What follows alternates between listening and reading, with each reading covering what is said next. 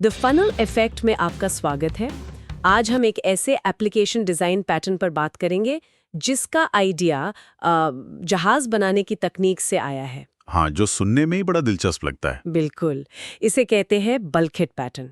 हमारे पास माइक्रोसॉफ्ट के azure architecture centre का एक डॉक्यूमेंट है जो इसे विस्तार से समझाता है। जी। और आज हमारा मकसद ये समझना है कि कैसे जहाज को डूबने से बचाने वाला एक सिद्धांत हमारे सॉफ्टवेयर को क्रैश होने से बचा सकता है और उसे ज्यादा रिलायबल बना सकता है। चलिए इस कॉन्सेप्ट को गहराई से समझते हैं।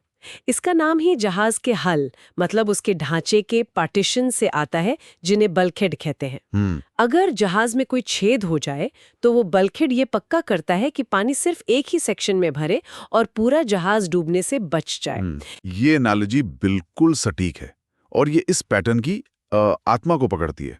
अच्छा। सॉफ्टवेयर में बल्कहेड आर्किटेक्चर, जिसे कभी-कभी सेल बेस्ड आर्किटेक्चर भी कहते हैं, एक एप्लीकेशन के हिस्सों को या उसके रिसोर्सेज को अलग-अलग पूल्स या ग्रुप्स में आइसोलेट कर देता है। आइसोलेट कर देता है। हाँ, इसका सीधा सा फायदा वही है जो जहाज के केस में है।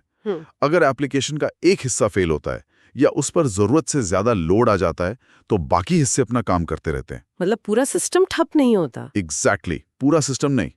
ये डैमेज कंट्रोल का एक बहुत ही कारगर तरीका है। ठीक है, तो ये एक तरह का प्रोएक्टिव डैमेज कंट्रोल है। पर वो कौन सी खास समस्या है जिसे सॉल्व करने के लिए इस पैटर्न की जरूरत पड़ी? बिना इसके एक मॉडर्न क्लाउड एप्लीकेशन के लिए सबसे बड़ा खतरा क्या है? सबसे बड़ा खतरा है कैस्केडिंग फेलियर का। हाँ, इसे आप एक डोमिनो इफेक्ट की तरह समझ सकते हैं। एक डोमिनो गिरता है और फिर अपने साथ पूरी लाइन को गिरा देता है। क्लाउड एप्लीकेशंस में ऐसा ही होता है। सोचिए, एक एप्लीकेशन में कई माइक्रो सर्विसेज हैं और हर सर्विस के कई कंज्यूमर्स हैं। ओके। अगर एक सर्विस, मान लीजिए सर्विस ए, पर अचानक लोड बढ़ जाता है या वो फेल हो जाती है तो उस पर निर्भर सभी कंज्यूमर्स प्रभावित होते हैं। और ये कंज्यूमर्स फिर दूसरी सर्विसेज को भी कॉल कर रहे होंगे? बिल्कुल, यहीं से डोमिनो इफेक्ट शुरू होता है। एक और आम सिनेरियो सोचिए। बताइए। मान लीजिए एक कंज्यूमर, जैसे मोबाइल ऐप का बैकएंड, एक साथ 3 सर्विसेज को रिक्वेस्ट भेज रहा है, सर्विस ए, बी और सी। अब अगर सर्विस ए बहुत स्लो है या रिस्पॉन्ड नहीं कर रही तो कंज्यूमर के रिसोर्सेज जैसे कनेक्शन पूल या थ्रेड पूल उस अकेली सर्विस का इंतजार करने में अटक जाते हैं। अच्छा। नतीजा, वो कंज्यूमर दूसरी हेल्दी सर्विसेज बी और सी को भी रिक्वेस्ट नहीं भेज पाता क्योंकि उसके सारे रिसोर्सेज सर्विस ए के इंतजार में जाम हो चुके हैं। मतलब एक सर्विस की प्रॉब्लम की वजह से कंज्यूमर खुद एक बॉटलनेक बन गया, भले ही बाकी सर्विसेज बिल्कुल ठीक काम कर रही हों। एकदम सही कहा। और ये प्रॉब्लम दूसरी तरफ से भी हो सकती है। कैसे? अगर कोई एक कंज्यूमर, जिसे हम नॉइजी नेबर भी कहते हैं, बहुत ज्यादा रिक्वेस्ट भेजकर किसी सर्विस के सारे रिसोर्सेज खत्म कर दें तो बाकी कंज्यूमर्स के लिए कुछ बचेगा ही नहीं। हाँ, तो बाकी सभी कंज्यूमर्स उस सर्विस को इस्तेमाल नहीं कर पाएंगे। मुझे याद है एक प्रोजेक्ट में एक छोटी सी इमेज प्रोसेसिंग सर्विस में बग आने की वजह से हमारा पूरा पेमेंट गेटवे ठप हो गया था। अरे। हाँ, क्योंकि दोनों एक ही रिसोर्स पूल शेयर कर रहे थे। उस दिन हमें बल्कहेड पैटर्न की अहमियत असल में समझ आई। ये तो काफी डरावना सिनेरियो है जहां एक गैर जरूरी हिस्सा भी पूरे सिस्टम को नीचे ला सकता है। तो फिर ये बल्कहेड पैटर्न असल में काम कैसे करता है? सॉफ्टवेयर में ये दीवारें, ये पार्टीशंस कैसे बनाए जाते हैं? इसका कोर सोल्यूशन है पार्टीशनिंग, मतलब बंटवारा। ओके। कंज्यूमर लेवल पार्टीशनिंग इसका एक बहुत ही कॉमन तरीका है। कंज्यूमर अपने रिसोर्सेज को पार्टीशन कर देता है। जैसे हर एक्सटर्नल सर्विस को कॉल करने के लिए एक अलग कनेक्शन पूल असाइन कर देना। बिल्कुल। सोर्स मटेरियल में एक डायग्राम भी है जो यही दिखाता है। सर्विस ए, बी और सी को कॉल करने के लिए 3 अलग-अलग कनेक्शन पूल्स हैं। अगर सर्विस ए फेल होती है तो सिर्फ उसका पूल प्रभावित होता है। हाँ, बी और सी के लिए कम्युनिकेशन बिना किसी रुकावट के चलता रहता है। और इसका दूसरा पहलू क्या है? क्या हम सर्विसेज की तरफ से भी ऐसा कुछ कर सकते हैं? हाँ, वो दूसरा तरीका है जिसे सर्विस लेवल पार्टीशनिंग कहते हैं। अच्छा। इसमें हम सर्विस के इंस्टेंसेस को ही अलग-अलग ग्रुप्स में बांट देते हैं और हर ग्रुप को अलग-अलग तरह के कंज्यूमर्स हैंडल करने के लिए असाइन कर देते हैं।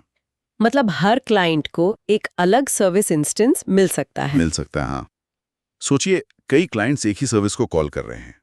अगर एक क्लाइंट, मान लीजिए क्लाइंट 1, बहुत ज्यादा रिक्वेस्ट भेजकर अपने इंस्टेंस पर ओवरलोड डाल देता है तो भी दूसरे क्लाइंट्स जैसे क्लाइंट 2 और 3 पर असर नहीं पड़ेगा। बिल्कुल, वो आराम से अपना काम करते रहते हैं क्योंकि उनके सर्विस इंस्टेंसेस पूरी तरह से आइसोलेटेड हैं। तो कुल मिलाकर हम प्रॉब्लम को दोनों सिरों से पकड़ रहे हैं, जी कंज्यूमर साइड पर रिसोर्सेज को पार्टीशन करके और सर्विस साइड पर इंस्टेंसेस को पार्टीशन करके। जी।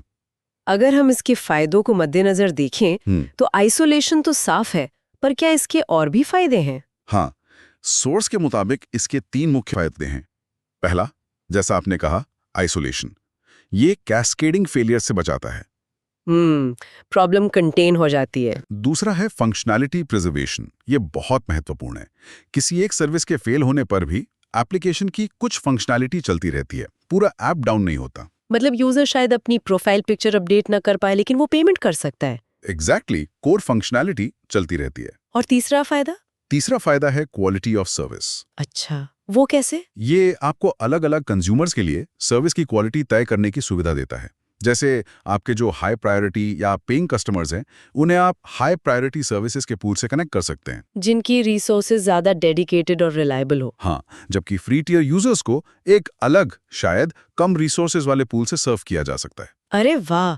तो ये सिर्फ फेलियर रोकने का तरीका नहीं है, बल्कि इससे तो हम टियर्ड सर्विस लेवल्स भी बना सकते हैं। ये तो बिजनेस के लिहाज से बहुत काम की चीज है। बिल्कुल। कि 2 मुख्य डाउनसाइड्स हैं।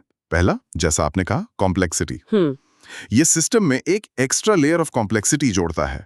आपको इन सभी पार्टीशंस को मैनेज, मॉनिटर और कॉन्फ़िगर करना पड़ता है। तो ये ओवर इंजीनियरिंग भी हो सकता है? हो सकता है, अगर एप्लीकेशन बहुत सिंपल है तो। और दूसरा है रिसोर्स एफिशिएंसी। इसमें रिसोर्सेज का इस्तेमाल थोड़ा कम एफिशिएंट हो सकता है। अच्छा, वो कैसे? हो सकता है कि सर्विस ए का पूल 90% समय खाली पड़ा हो, जबकि सर्विस बी का पूल लगातार ओवरलोड हो रहा हो। चूंकि ये आइसोलेटेड हैं, हाँ। आप रिसोर्सेज शेयर नहीं कर सकते। तो रिसोर्स एलोकेशन को बहुत ध्यान से प्लान करना पड़ता है। जी बिल्कुल। ठीक है, तो ये एक ट्रेड ऑफ है रिलायबिलिटी और एफिशिएंसी के बीच। अगर कोई आर्किटेक्ट इसे इम्प्लीमेंट करने का सोच रहा है, तो उसे किन बातों पे विचार करना होगा? यहाँ कुछ की कंसिडरेशंस हैं। सबसे पहले तो पार्टीशनिंग स्ट्रैटेजी ही है। मतलब ये one size fits all solution नहीं है? नहीं है। पार्टीशंस को एप्लीकेशन की बिजनेस और टेक्निकल ज़रूरतों के हिसाब से बनाना चाहिए। दूसरा, टेक्नोलॉजी चॉइस। आइसोलेशन के लिए अलग अलग टेक्नोलॉजीज का इस्तेमाल हो सकता है, जैसे अलग प्रोसेसेस, कंटेनर्स या वर्चुअल मशीन्स। तो इसका मतलब ये है कि कंटेनर्स इस पैटर्न के लिए नेचुरली फिट होते हैं, क्योंकि वो आइसोलेशन बाय डिजाइन देते हैं। हाँ, सोर्स कहता है कि कंटेनर्स जैसे डॉकर रिसोर्स आइसोलेशन और कम ओवरहेड के बीच एक बहुत अच्छा बैलेंस देते हैं। वीएम के मुकाबले ज्यादा एफिशिएंट। हाँ, वीएम ज़्यादा आइसोलेशन देते हैं, लेकिन उनका ओवरहेड भी बहुत ज़्यादा होता है। कंटेनर्स हल्के होते हैं और जल्दी स्टार्ट हो जाते हैं। सोर्स में एक कुबरनेटिस कॉन्फ़िगरेशन फाइल का उदाहरण भी है जो यही दिखाता है। अच्छा, तो हाँ, मॉडर्न माइक्रोसर्विसेज आर्किटेक्चर में कंटेनर्स इस पैटर्न के लिए एक नेचुरल चॉइस है। ये तो हुई इम्प्लीमेंटेशन की बात, पर क्या बल्क हेड पैटर्न अकेले काफी है, या इसे मजबूत बनाने के लिए दूसरे पैटर्न्स की भी जरूरत पड़ती है? ये एक बहुत महत्वपूर्ण सवाल है। बल्कहेड एक फाउंडेशनल पीस है, लेकिन ये दूसरे फॉल्ट टॉलरेंस पैटर्न्स के साथ मिलके और भी पावरफुल हो जाता है। तो ये अकेले एक सिल्वर बुलेट नहीं है? नहीं है, ये एक टीम का हिस्सा है। बेहतर फॉल्ट हैंडलिंग के लिए इसे अक्सर रिट्राई, सर्किट ब्रेकर और थ्रॉटलिंग जैसे पैटर्न्स के साथ मिलाया जाता है। तो बल्क हेड अकेले काफी नहीं है, ये सर्किट ब्रेकर पैटर्न इसके साथ मिलकर कैसे काम करता है? क्या इसका कोई उदाहरण दे सकते हैं? जरूर। सोचिए, एक बल्कहेड में 10 कनेक्शन है एक सर्विस के लिए।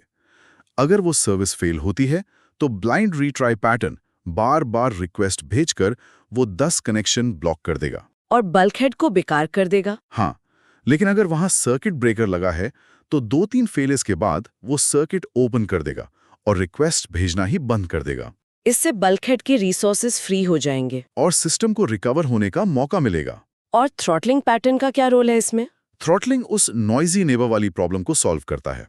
ये किसी भी एक कंज्यूमर को एक तय लिमिट से ज्यादा रिक्वेस्ट भेजने से रोकता है। तो ये बल्क हेड को ओवरलोड होने से पहले ही बचा लेता है, एक गेट कीपर की तरह। बिल्कुल। ये तीनों पैटर्न मिलकर एक बहुत ही मजबूत डिफेंसिव सिस्टम बनाते हैं। सोर्स में अज़ूर वेल आर्किटेक्टेड फ्रेमवर्क का भी जिक्र है।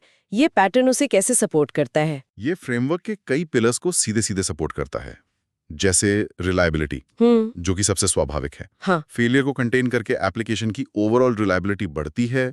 फिर आता है सिक्योरिटी। सिक्योरिटी वो कैसे? कंपोनेंट्स को सेगमेंट करके सिक्योरिटी बेहतर होती है, क्योंकि अगर एक बल्क हेड कॉम्प्रोमाइज होता है तो अटैक का ब्लास्ट रेडियस वहीं तक सीमित रह सकता है, वो पूरे सिस्टम में नहीं फैलता। सही। और तीसरा है परफॉर्मेंस एफिशिएंसी, क्योंकि हर बल्क हेड को इंडिविजुअली स्केल किया जा सकता है। जिस हिस्से पर ज्यादा लोड है सिर्फ उसे ही स्केल अप करने की जरूरत होती है, पूरे एप्लीकेशन को नहीं। इससे रिसोर्सेज का बेहतर इस्तेमाल होता है। तो इसका सार ये है कि ये पैटर्न सिर्फ फेलियर को रोकने के बारे में नहीं है, बल्कि उसे फैलने से रोकने के बारे में है, उसके असर को सीमित करने के बारे में है। हाँ, ये सिस्टम के अंदर ही समस्याओं के लिए एक तरह की फायरवॉल बनाने जैसा है। बिल्कुल। और यहाँ एक सोचने वाली बात ये उभरती है, ये एक जीरो ट्रस्ट माइंडसेट को अपनाने जैसा है, पर थर्ड पार्टी एपीआईज के लिए नहीं, बल्कि अपनी ही एप्लीकेशन के इंटरनल सर्विसेज के लिए। अच्छा। आप ये मानकर चल रहे हैं कि आपके सिस्टम का कोई भी हिस्सा कभी भी फेल हो सकता है और आप उसके लिए पहले से तैयार हैं। जैसे जैसे हमारे सिस्टम्स ज्यादा इंटरकनेक्टेड और कॉम्प्लेक्स होते जा रहे हैं, क्या इस तरह का इंटरनल सेगमेंटेशन एक चॉइस से ज्यादा सिस्टम के सर्वाइवल के लिए एक बुनियादी जरूरत बनता जा रहा है? द फनल इफेक्ट देखने के लिए धन्यवाद।